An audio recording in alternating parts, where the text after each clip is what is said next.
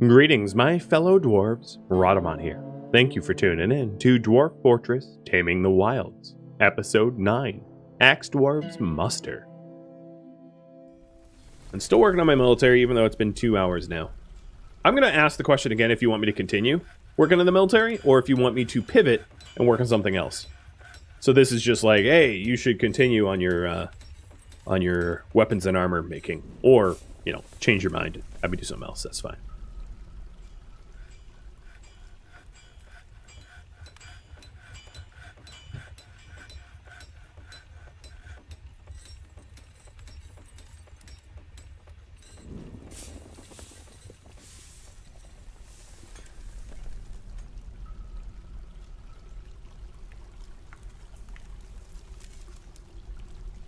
So hematite, I'm rather low on. I've used up a lot of the hematite that I've had in order to make arms and armor.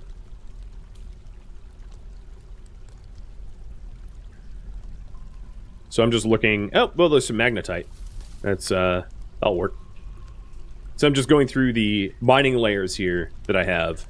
Getting into the bit too coal that I can turn into coal to be able to smelt, and getting any hematite or magnetite or limonite, that's fine too, to be able to smelt.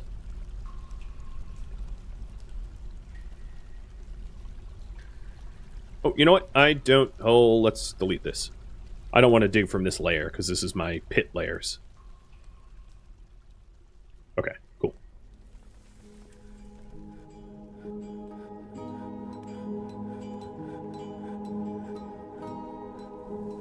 The other thing I'm slightly becoming patient is engraver. So Stockgood, the master stone cutter and engraver, I'm going to force to do stone cutting and engraving. Because I have a lot of smoothing out to do that just hasn't been done.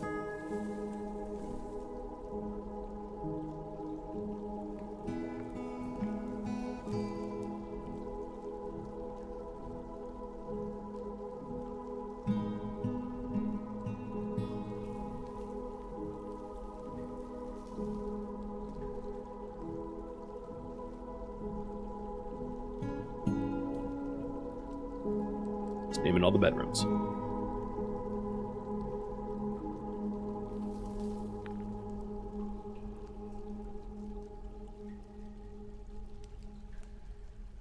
All right, continue with the military. Got it.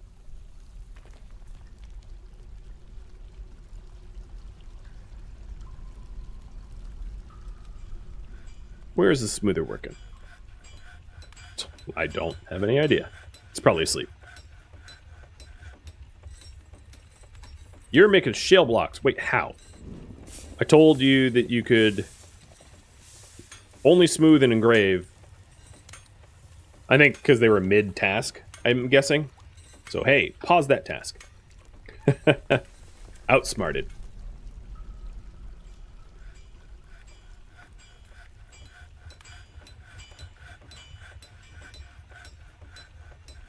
So I've got my shields already. Cool. So let's continue with the armor.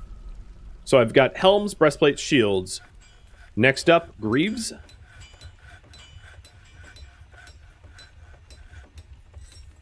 Gauntlets.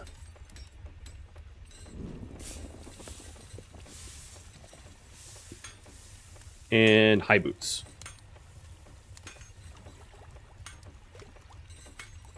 I'm going to move these up.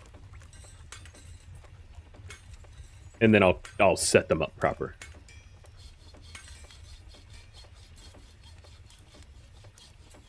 Oops.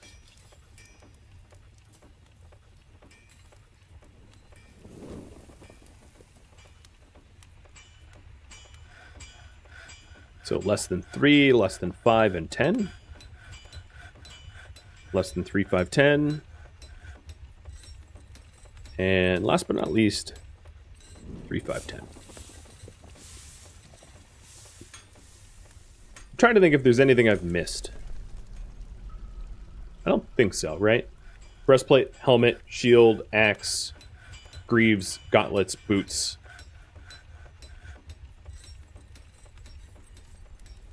think I'm done. Oh, socks.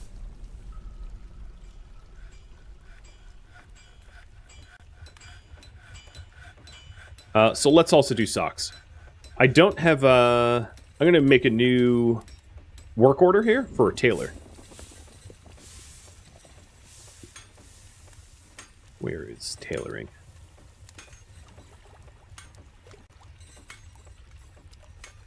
Why am I blind? Spinning? No. Oh, here. Leatherworking, clothes making.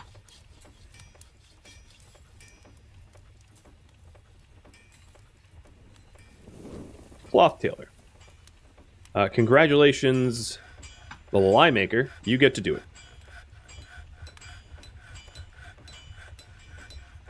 So I'm going to make cloth socks. Do 2. Well, yeah, 2. And we'll do less than 4 and leave the cloth up to, if it's less than 10, don't do it.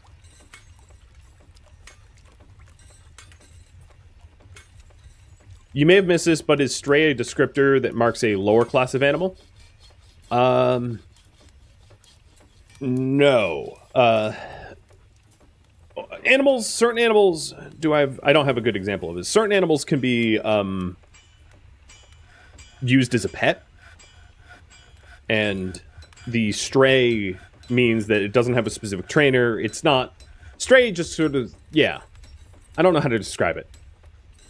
It's like domesticated but not claimed as a pet or used as like a war animal or something like that. So sometimes you'll have immigrants that come in with like certain animals that are their own personal animal, family animal, their pet, like Yoda, and then it's not a stray anymore. It has an owner. And with an owner, as it has an owner, you can't like choose to butcher it, for instance. You can still geld it, I believe, but you can't just go, oh, sorry, but your pet, I'm going to kill it. All right, the elves have left. Good.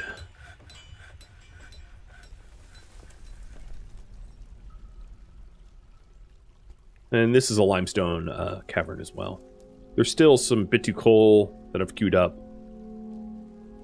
And that's lignite. So I'll auto mine up the lignite. This is magnetite. So yeah, there's more mining to be done. Now that I have 700 drinks, I'm going to go ahead and pause the brewing because I don't need more.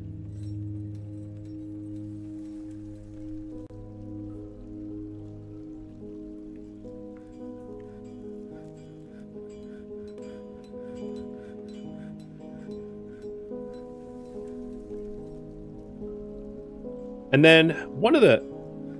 Yoda, how did you just get water on me? One of the next big things that I'm going to want to do is to set up where the barracks are going.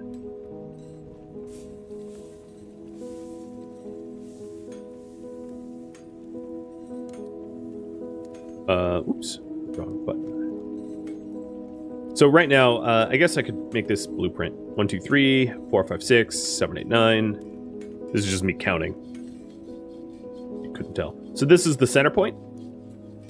So the plan is to dig hallways into the center point here.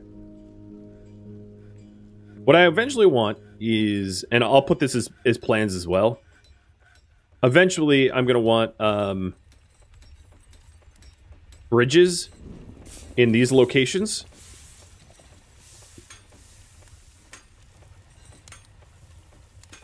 So that I have redundant bridges in case of emergencies. And then between the bridges, I'm going to have my military. So one concept is that you want rotating squads. So I'm gonna take a minute to explain. I'm not great at explaining this, but your citizens can be drafted to become in the military, but when they're drafted, they're not tending to their own needs. They're not working in your industries. They're not praying to gods. They're not eating or drinking or doing any of that stuff. They're basically on duty. And you don't want your military to be on duty 24/7, 365 because they're going to hate you. So what you want is you want instead of having one squad of, like, let's say 9 people, you would probably early on want 3 squads of 3 and to have them rotate duties so that you have one squad on for 4 months, another squad on for 4 months, another squad on for 4 months. And I know that doesn't add up to 12, but so that they overlap. The purpose of the overlap, if they don't overlap, between months, you could have an attack where the squad that was just on for 3 months is out of uniform, and the squad that's supposed to be on duty is still not in uniform. So you want a little bit of overlapping so that in the case that you're attacked between guard shifts, you still have people that are ready. So what I want to do, if I'm really to ramp up the military, is to raise my population up enough that I could probably field about 9 full-time soldiers to be able to rotate through their duties, and to train them, and to equip them, and to make sure that they are combat capable for whatever purposes that we might need. So that's the plan. The plan here is to set up barracks. So in terms of what your military will need, they need a place to store their armor and their weapons, and train and sleep. And ideally, you keep sleeping and training separate. So for those 3 squads that we have, we might want something more on the order of 6 rooms. And I also want to design the rooms so that they can accommodate a full squad of 10. Squads can go up to 10 members, but I'm going to start off small at like 3.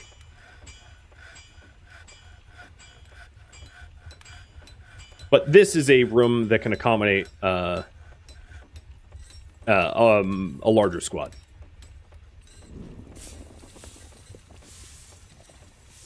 One, 2, 3, 4, 5, 6, 7, 8, 9, 10, 11. So something like this would work fairly well as like training and barracks. And then up here will be a stairwell that goes down to a sleeping barracks. Something like that. Am I planning using cages to catch creatures? No, I wasn't planning on that.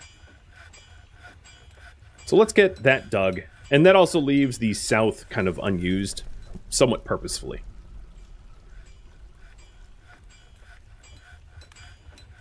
So I'm going to make this a higher priority. So that we can actually... I'll just redig it. So that we can actually get it going. And I'm just going to work on one of these zones initially.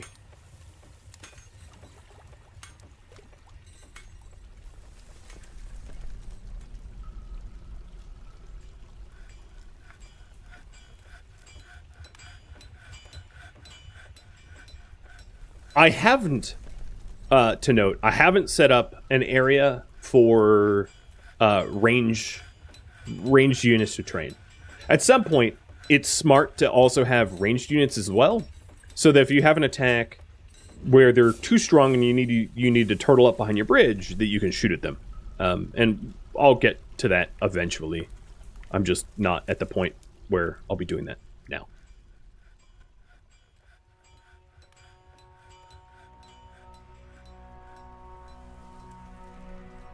Your ranged is bugs that won't pick up ammo. Make sure that you have ammo storages in their barracks, and then also make sure that those people don't work as miners, woodcutters, or hunters, because it will screw up their ammo, or can screw up their ammo, from what I've read.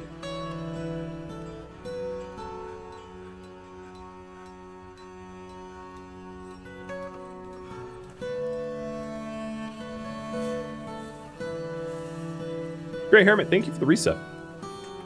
All of them. Yeah, make sure... Sort of long and short of it is, miners, woodcutters, and hunters have a hidden uniform.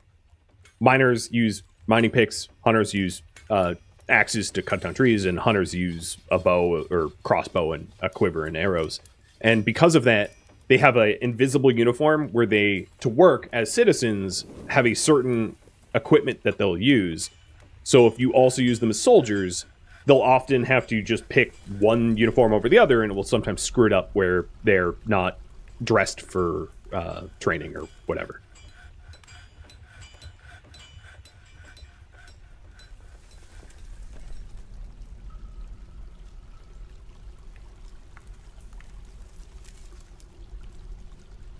I don't think I have any armor racks or weapon racks, so let's add those to the work orders as well.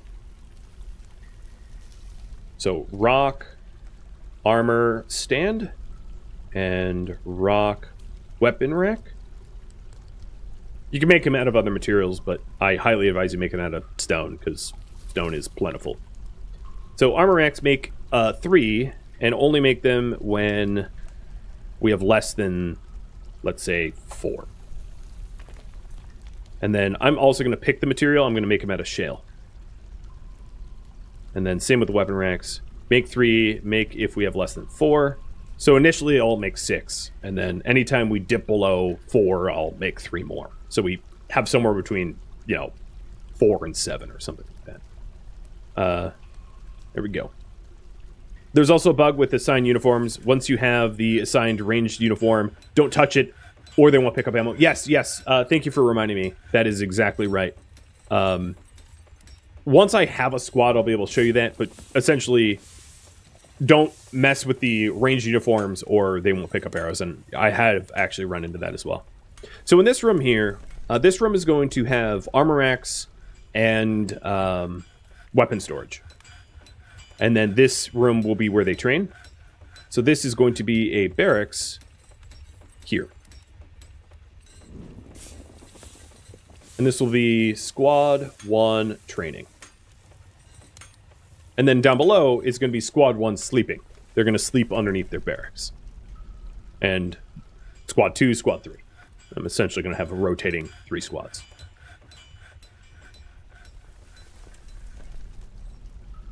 And then I probably will eventually will have a 4th squad of just range units that that I micromanage for training.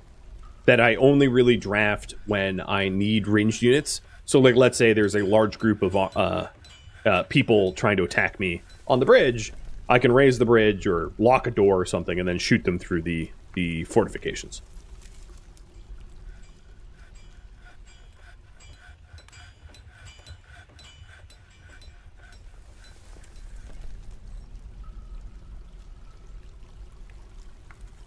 Squad 1 barracks. And I just have to wait for those armor stands and armor racks to get done. But I do have beds.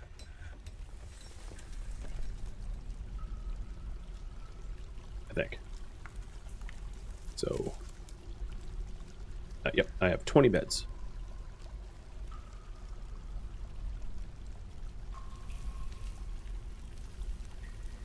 Oh, I'm going to space them out a little bit better.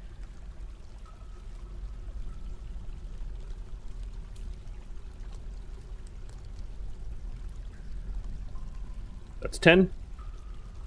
Sort of.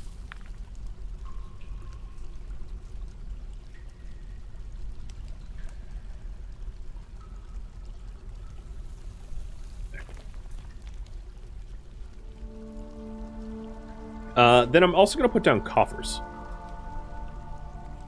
1, 2, 3, 4, 5, 6, 7, 8, 9, 10. I just like the aesthetics. So be it. Hey, Onred. Thanks for tuning in. And Papa, thank you for the tip about the ranged bug. I had forgotten about that.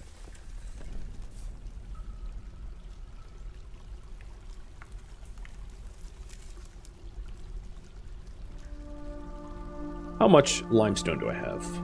I am almost out, so let's go ahead and continue Flux Stone mining.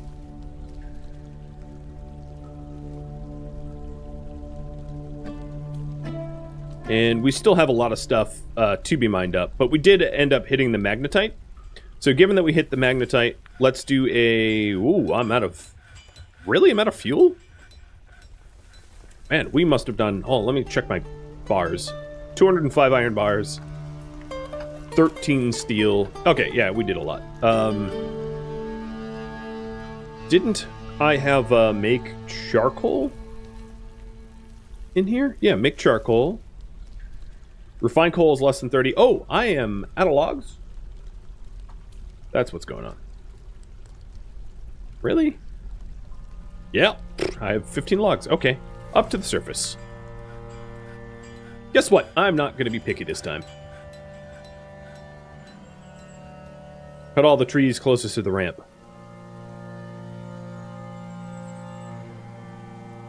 Make sure I'm on planning mode.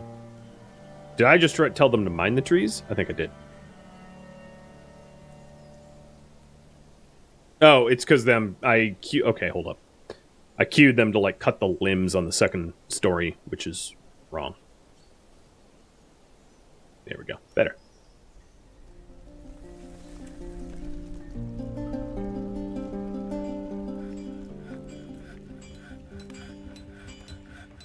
So I'm designing these barracks to hold a full squad of 10, but I'm not going to have a full squad of 10 for a while. I just wanted to build it large enough to accommodate a full squad if and when I want one.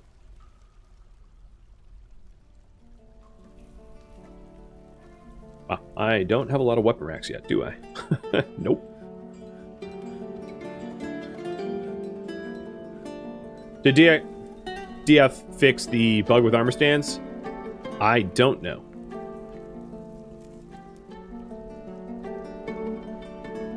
So we have 4 breastplates. Where'd all my other armor go? There's gauntlets.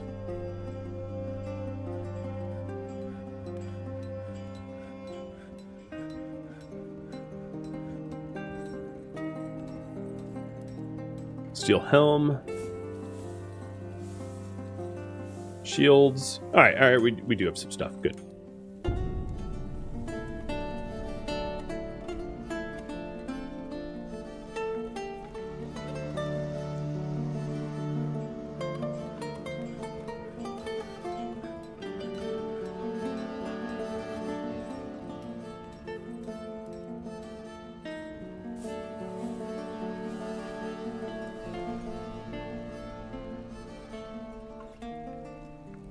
Ooh, tavern's looking nice.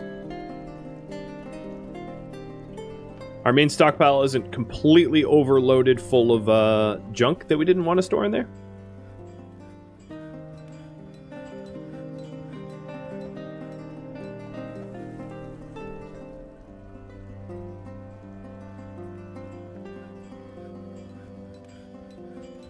Still waiting on some of those racks.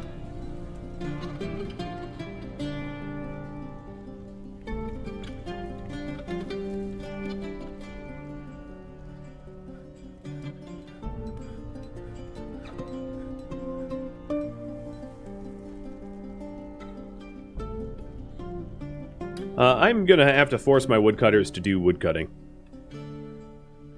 Because I queued up a whole bunch of trees to be cut, and they're obviously not doing that as a high priority.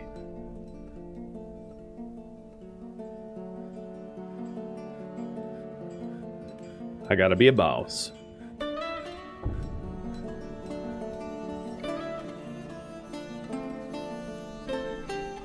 At this moment, it actually looks like a lot of my dwarves have some downtime. I don't have any big projects working, other than just, like, collecting economic stone. Which is good, because that allows me to haul the Flux Stone to stockpile and haul the magnetite to stockpile so we can smelt a little bit faster. What about that, that coal? Okay. Rough hewn, bit too coal. I'm going to high prioritize so that we have a better fuel source than burning wood.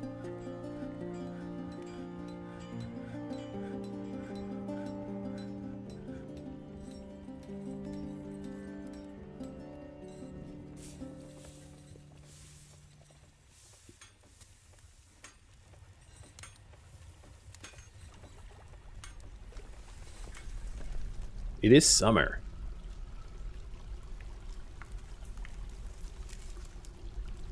I haven't checked up, so we have some Draltha in the caverns,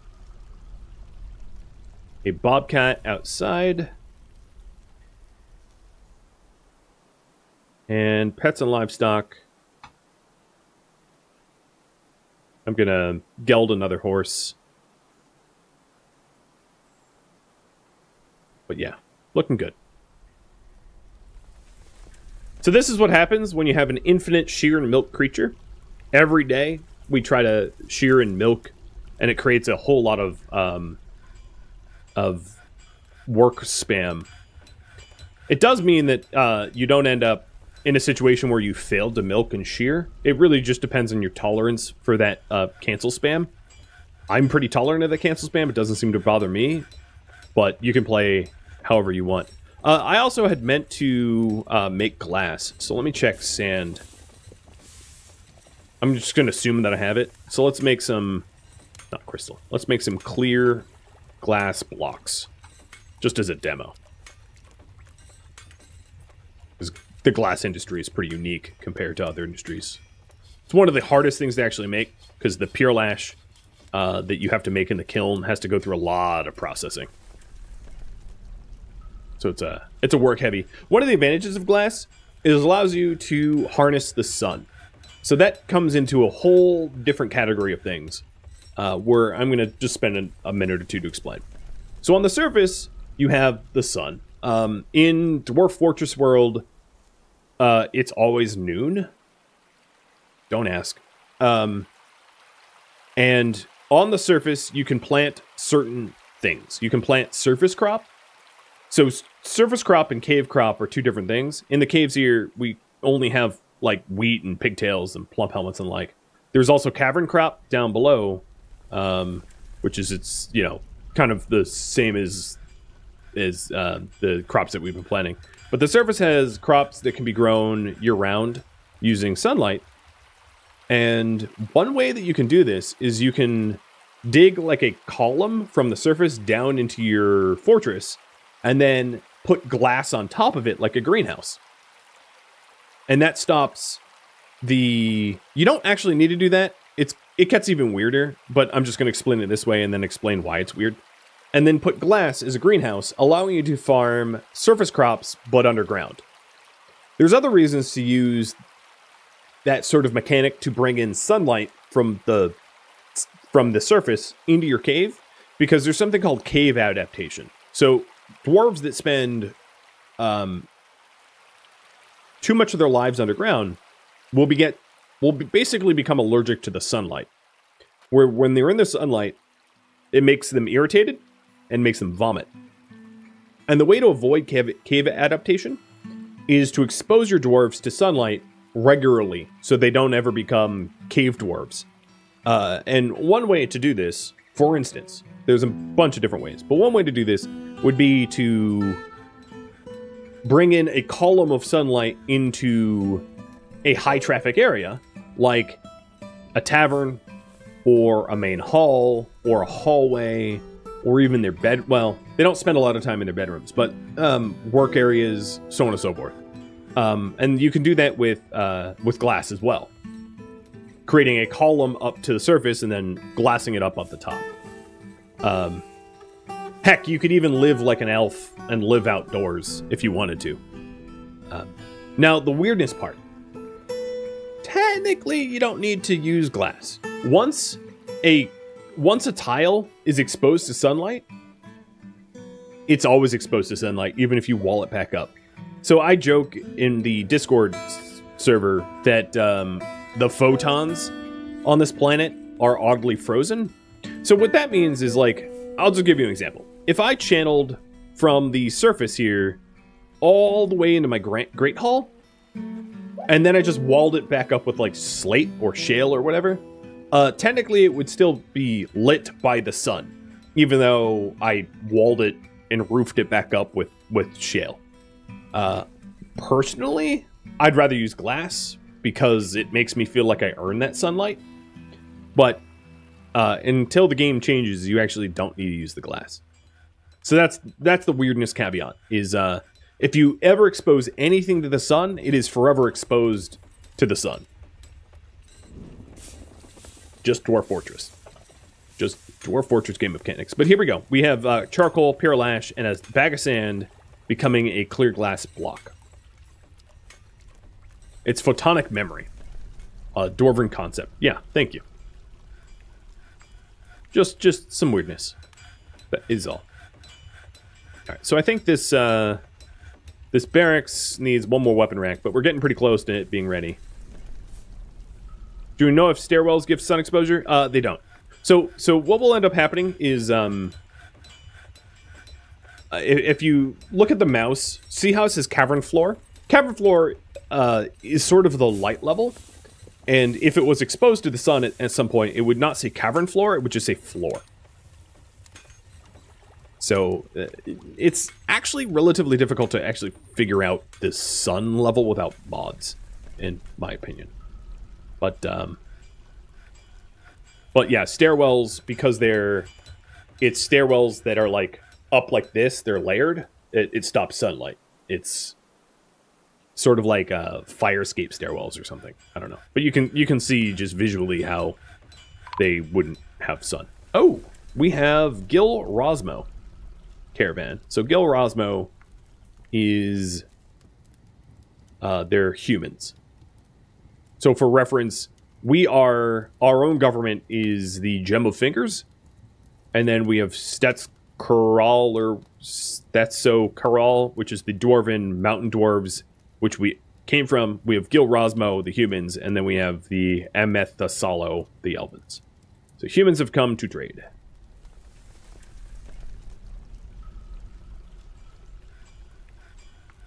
There's also a bit of a bug when they come to trade. I figured I'd mention where every now and then, and maybe other people have seen this as well, there will be a diplomacy button, and then you go to click it, and it like just disappears as your mouse gets close to it. It's kind of funny, but that does happen.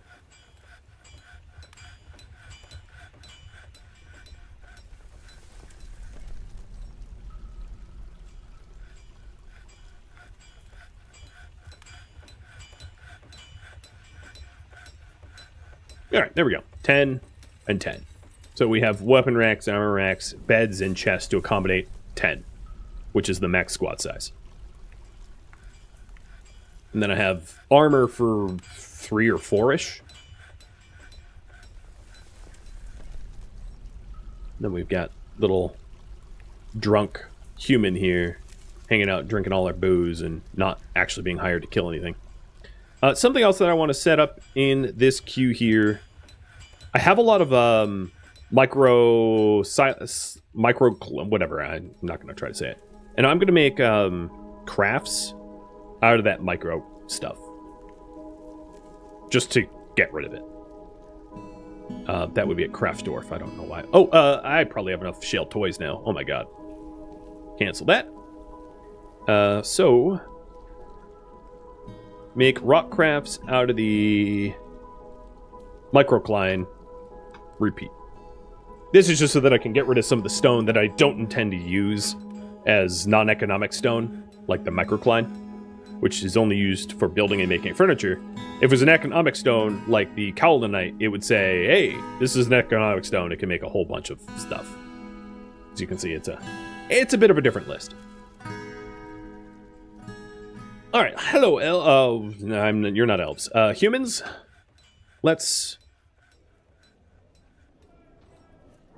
sell porcelain amulets and earrings and figurines and rings, and then check the bins of stuff.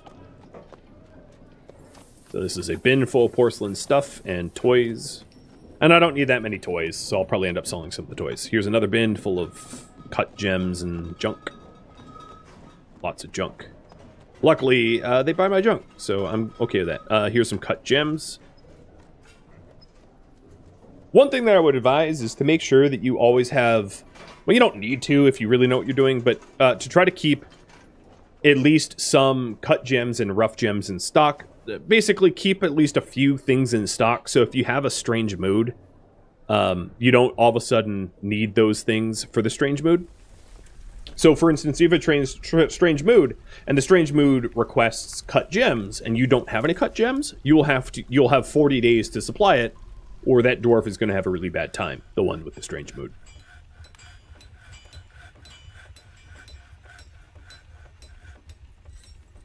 The sprites for the non-economic stone is different. Yeah, these chunks are the non-economic stone. With that said, not all non-economic stone is the same. Like obsidian can be made into obsidian short swords, and then certain stones are different weights. So lighter stones are better for making rock jugs, for instance, so that you can carry things more efficiently. Heavier stones are better for, like, catapult ammo.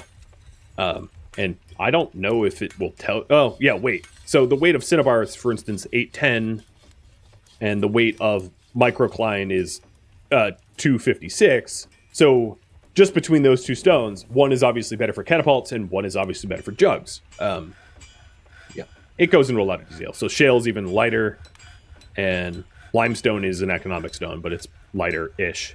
So as you can see, Cinnabar is particularly heavy. So if you wanted to huck something heavy in a catapult, and it's really a shame that there are no trebuchets, but if you want to huck something in a catapult, obviously Cinnabar is one of the ways to go, and not something like jet, which is particularly light. So jet is a really good stone for, like, storage stuff. Generally speaking, it doesn't get much better than wood for storage stuff, but it depends on the map. Some maps don't have a lot of opportunity to have a lot of wood. Diplomacy. So here they are. There's much to share. I am going to ask for cow leather. Or some sort of cheap leather. Alpaca leather, let's say. And rope reed cloth. And they want legwear and plants. Plants, I might be able to sell them, but we'll see. And my little tree is heading to the trade depot.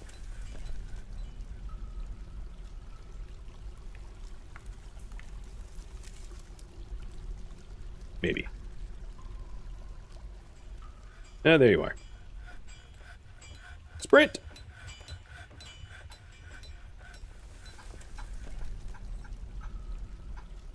I wouldn't mind this rope. The other two are really expensive. As I mentioned before, I want to make my own instruments, so I'm not going to buy any of those at the moment. There are some weapons and other stuff that, like, you can't make, but you can only buy. I'll give you, for instance, bows. Dwarves can only make crossbows. So if you wanted to buy, like, a bow or a blowgun, you can only get that off of killing someone for it or buying it. So there is some opportunities to buy unique things that you won't be able to manufacture yourself from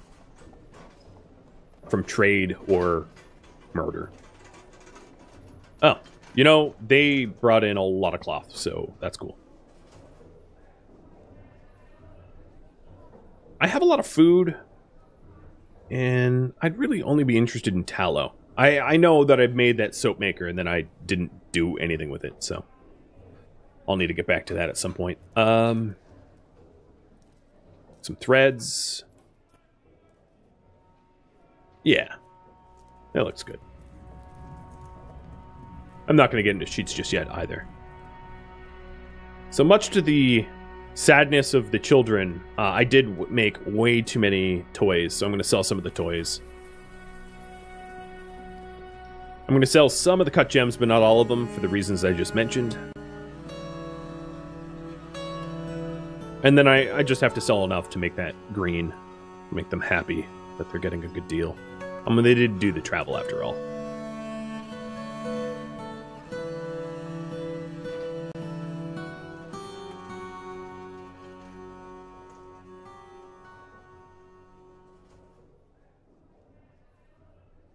And luckily for me, I have a lot of junk. Or luckily for, I get both of us. Both me and the humans have my junk. Well, I'll have to cut back. Or sell some mugs.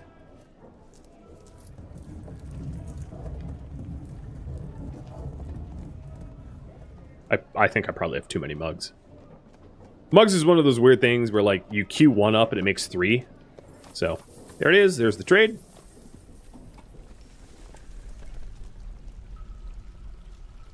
And, yeah, there's still plenty of mugs in this coffer. Ooh, I hit platinum. Nice. There is some native platinum and cassiterite in these, on this layer here. And saltpeter. So I'll tell them to auto mine up some of that. And then limonite. In fact, just all of it. So this layer, elevation 26, I will hotkey as F5. Seems to have a lot of fun stuff. platinum is a very dense material. So if I had a weaponsmith get a inspiration, it might be worth, if I had platinum bars, to lock everything but the platinum and hope that they're making like a warhammer. It's probably less of a gamble to do steel over platinum, because a lot of the weapons, well, I don't know. Bit of both.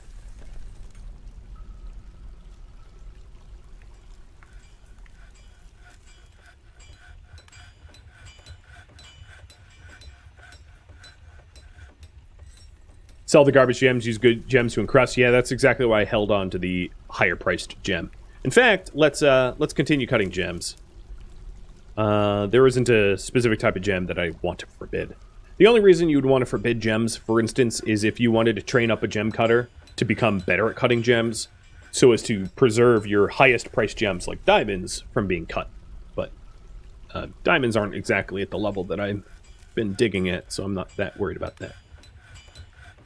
Now that I have all of the barracks all set up, it is high time for me to start an army.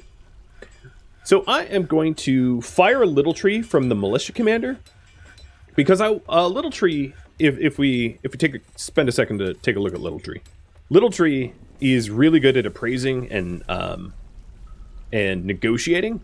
So I don't exactly want them to be the militia commander anymore, because I think that their talents are more, you know, mental acuity talents at this point. So, militia commander is gonna become one of the new immigrants, I think, and one that is like strong, good focus. So, Malful, you're sickly, but you know, try to wash your hands. You're gonna become the militia commander. If I could find you, there you are. All hail the new militia commander. And that allows us to create a new squad. And I'm going to create a squad of no uniform for now, because I want to set up a custom uniform. And then for squad members, it's I sometimes run into this problem, but I'm not sure how to fix it, where it doesn't tell me their aptitudes other than wrestling. Is that a bug?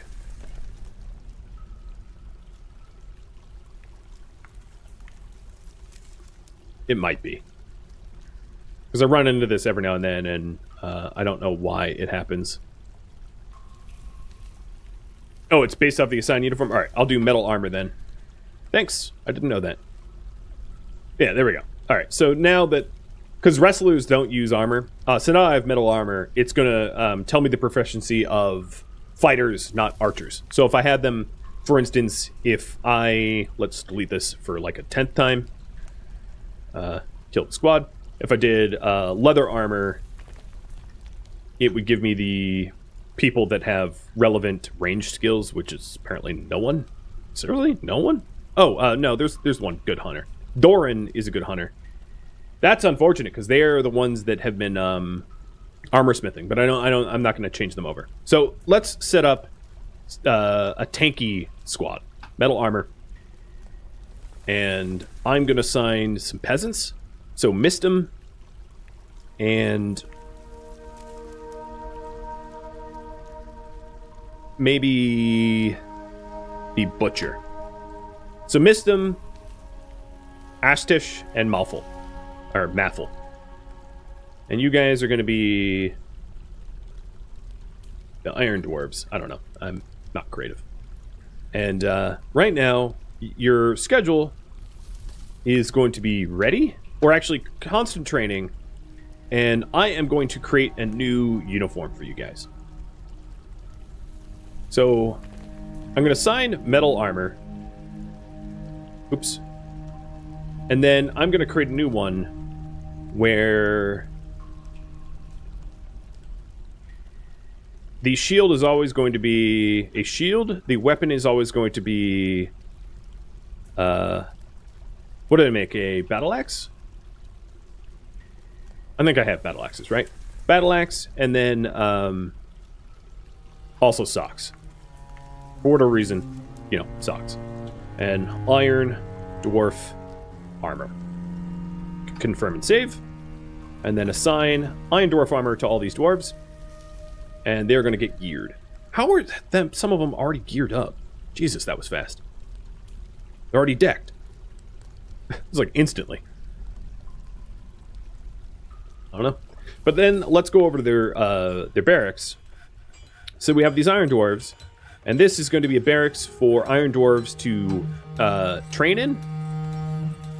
And to store their weapons and armor. And then this is going to be a barracks for them to sleep in and store their ammo and stuff like that.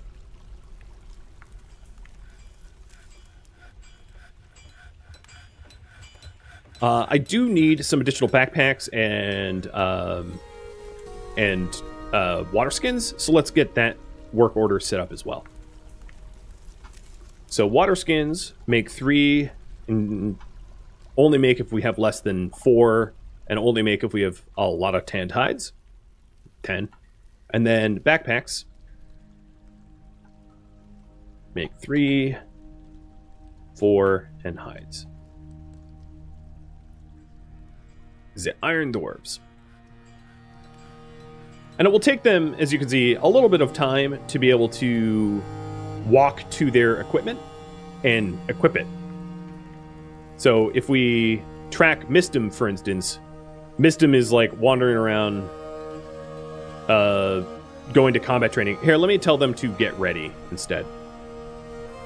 So Mistim is going to tend to his daily needs of like drinking and eating, but also eventually equip. And green means that they currently have that item. Yellow means that it's queued up or reserved, and then red is they can't find it. So in this case, there is enough armor for everybody, but there is not enough. There's not enough drink, leather skin or water skins or backpacks, which is why I queued that up. Can I show my work orders? Sure. It's a bit of a mess, but here it is.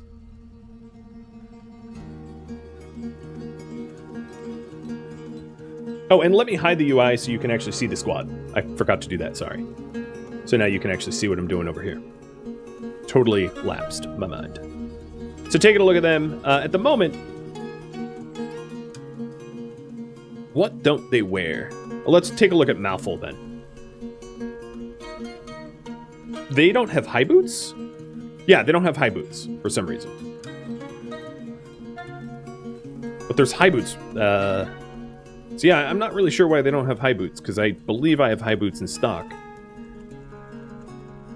Let me double check.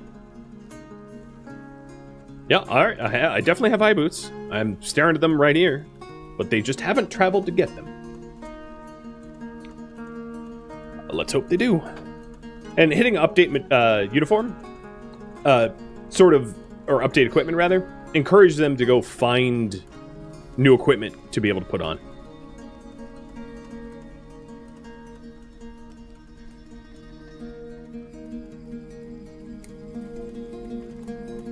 Oh yes, let's fix that overworn clothing. That's a good point. So right now I'm telling them to wear their uniforms over their worn clothing, but instead I want them to wear it replacing their worn clothing. And then I also want to tell them to wear steel specifically. So I'm actually going to create a new uniform. So I'm going to go to one of their uniforms right now, and then I'm going to go through their uniforms and make sure that the armor that they wear is steel, specifically steel. So steel armor, headwear, legwear, handwear, footwear, steel shield. Oh god, there's so many options here because shields can be wood too. And actually, I don't think the material of the shield matters. I think the quality matters, but I'm not sure about the material. Or like it matters very little or something like that. Steel battle axe, and then socks I don't care, and then uniform replaces clothing. And I'm going to call this iron or steel armor. Steel axemen. Axedwarves. Sorry. Confirm and save, and then assign steel Axedwarves to all of them. And that should fix it, where they actually wear socks and boots. I hope. Atesh, I can see your undies. Better start wearing clothing there, friend. give them a minute to source their stuff, and with any luck, they'll be well equipped to start training.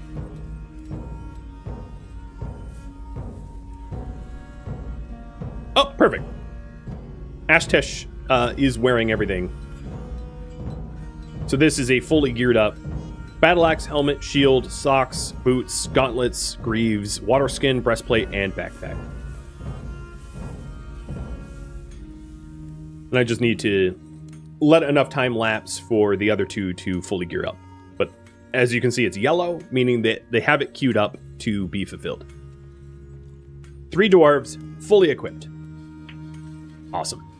I think it wouldn't hurt for these guys to have names named after you guys in the audience. So if you are a subscriber in the chat right now, and you are active in the chat, anyone that types in the next 5 minutes is eligible to have one of these 3 dwarves raffled off to them. If these dwarves are going to potentially lay down their lives for the community, they are surely going to be named after. They're going to have names. It also might be a wise time for me to build a tomb just in case of death. So I'm going to actually have the tomb connected to the temple. I like that idea. So the way this is laid out, we have the main hall level, which it's elevation 36, but we'll call this like the main level. You know how like a building will have like sub-levels of like basement 1, basement 2, basement 3. This is how we're going to think of it. So above the elevation of main level, above 1 is the temple, and the temple's going to connect to a tomb for the fallen, as well as sub-temples. So let me put this into planning now, rather than 7s.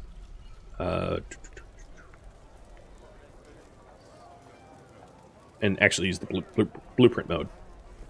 So this is blueprinted. Oh, I see why. Blueprinted hallways here that connects to smaller temples dedicated to individual deities. And then this is going to be where we bury people. So we'll have something like a mausoleum in here. Maybe like that. And then below the temple is the main level with the crafting, and for now it has dining room and hospital and bedroom, dorm rather. No one's using the dorm, by the way. Everyone should have individually assigned bedrooms. And then below the main level is the stock level, and this is the stock rooms for specific industries, and then below that is the bedrooms. And these bedrooms at some point probably require cabinets and coffers of their own, so that they can store their clothing, because as you can see, they're discarding socks kind of everywhere. But whatever.